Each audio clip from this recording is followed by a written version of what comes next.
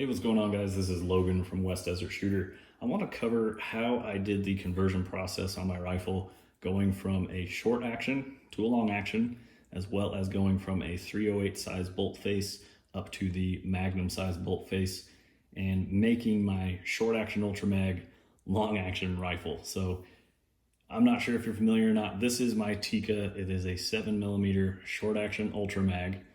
Now, contrary to the name of the cartridge, I've converted it to a long action. So how do you do that on a Tikka?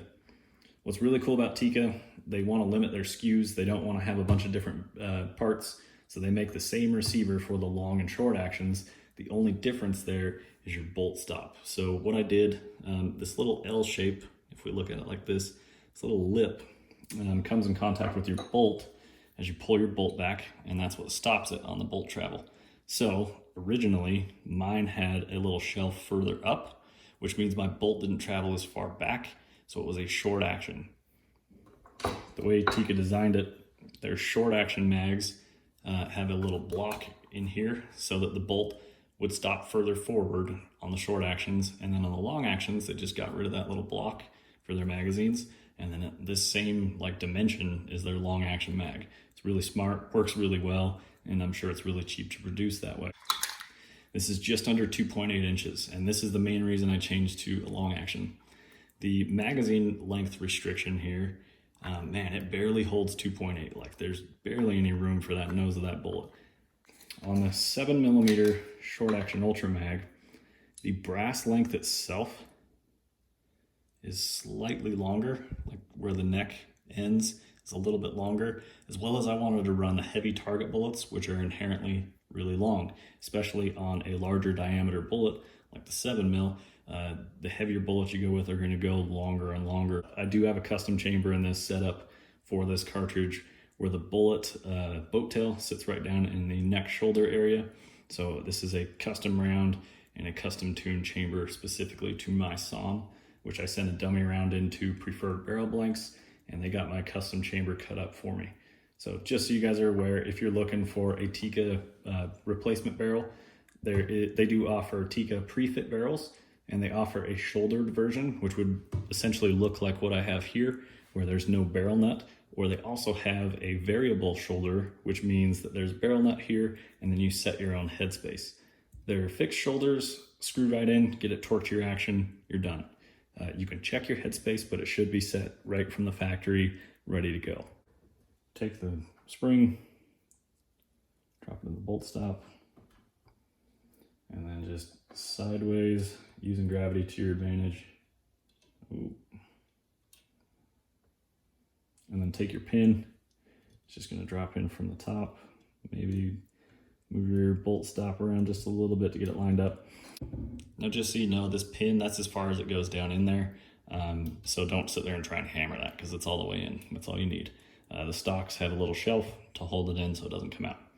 So there's your bolt stop. That's how I modified it from a long action, or from a short action to a long action. As I grinded this down a little bit, it allowed that bolt to come further back.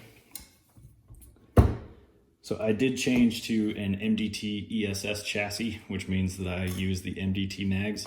Now, this is a specific to the Tikka magazine, because the long action of a Tikka isn't as long as like a Remington 700 long action is. There's a difference in overall length, and so they're making the maximum amount of length they can with the Tikkas, and so 3.560 is the overall length of this mag. It's really nice that MDT puts that on there, by the way. Thanks, MDT. So taking a look at what I've gained,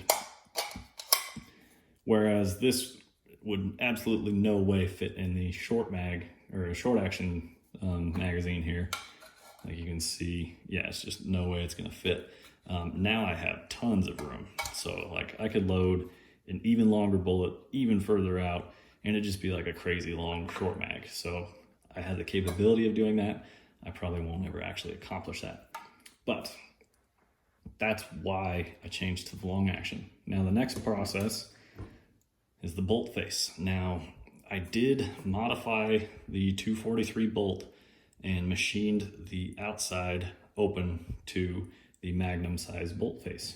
Now, one of the reasons this is possible is because of the Seiko style extractor. It's just spring loaded, and then it moves outward. And so really, like, I could go even larger than a short mag case because it'll just continue to open up. It still does need room to spring further out and then clamp back on. But what's funny is I was having issues because this bolt face was originally a lot smaller. You can see the difference here. The one on the left is what it was, and then the one on the right is what it is now. Basically, the extractor did not want to slip over the Magnum size bolt face. It was just running straight into the back. Didn't want to click over it. So I took a tiny little piece of paper, basically a Post-it note, and then just folded it over on itself. And then I pulled this back, and there's still the little piece of paper in there. You can see it flopping around. And that thing's been in there for a couple hundred rounds now. Not a single issue there. And if I need to replace it, it's super cheap and easy. But yeah, just a little piece of paper in there to give me just that little tiny bit of spacing so that it will clamp over the Magnum size bolt faces. So what we did, we chucked this thing up in a lathe, and we checked it with a dial indicator, and it just so happened, running an indicator on there, it was within 1/1000th of just grabbing the whole of the bolt body. So Tikka makes a really great product as far as just like their machining capabilities. Super simple to do. Obviously, you're going to take out your extractor and your plunger. Definitely take out your firing pin before trying to punch out the pin on the ejector here. So just so you know, you will absolutely hammer into your firing pin and mess it all up, which I've done. So there we go. There's my short mag in the long action. And now I went from a 308 bolt face up to the Magnum bolt face. So that's how I changed it. I'll just give you guys a quick rundown on how to strip a Tikka bolt. Anyway, so this is how your bolt comes right out of your rifle, right? You just saw me close it and cycle it. So your bolt will be up like this, your shroud will be over here. What you're looking for is on the bolt body itself, it's got a little notch for this tail piece to ride into, which is basically part of the cocking spring system. You're gonna twist that away from this little notch that goes down into the left. You wanna twist that the opposite way so that you're pushing it towards the smooth side. So you just twist it around, go all the way till it stops, and then your rear shroud will pop off. That's from Anarchy Outdoors, along with a bolt knob, along with the scope base. So at this point, you can't get your bolt knob out. The reason being, there's spring tension from the firing pin against the body within the bolt body, and it's pushing against the leading edge on this bolt knob. So what you need to do is you're gonna grab this rear piece, and I mean, you can stick a little Allen wrench in there and use that as like a handle to pull it back, or you can just kind of manhandle it. And there's a small little ear. So it's round all the way around here, and then it sticks out just a little bit to where it's touching. There we go. Sticks out just a little bit. Grab this guy, you're gonna pull out and then twist, and you want it to land on that little bit of like extended area. So we're gonna grab this thing, twist it, and so now it's sitting against that area. So now this thing moves freely. You're holding the spring back with this. Now your bolt handle pops off, your firing pin pops right out. Piece of cake, guys. So hopefully that helps you out with that. It took me a while to really like get it down and figure it out. Now when you twist it back on, again, twist away from this notch. So you want to come down on the left side for mine because this is a right-handed gun. Put your shroud on at this point, start twisting, and then your shroud will be captive. Do not over twist down into there, because then you're gonna have to like grab that thing and recock the firing pin spring, which is not easy to do. It's really uncomfortable on your hands. But at that point, you got your action back together, and that's how I did it, guys. I've got my Magnum bolt face and the long action in here. It feeds reliably out of my MDT long action magazines. I have an Mdt Ess Chassis. But yeah, Mdt Ess, Tikka T3, preferred barrels, pre-fit barrel, Anarchy Outdoors parts, Atlas Development Group stuff. If you haven't caught my video shooting 2,200 yards, please do. It's a lot of fun. It's my longest shot to date, but obviously I'm always looking to go out and beat that. The scope that I used to do that with was this Tracked Toric Ultra HD. This thing is a 4-20, first focal plane.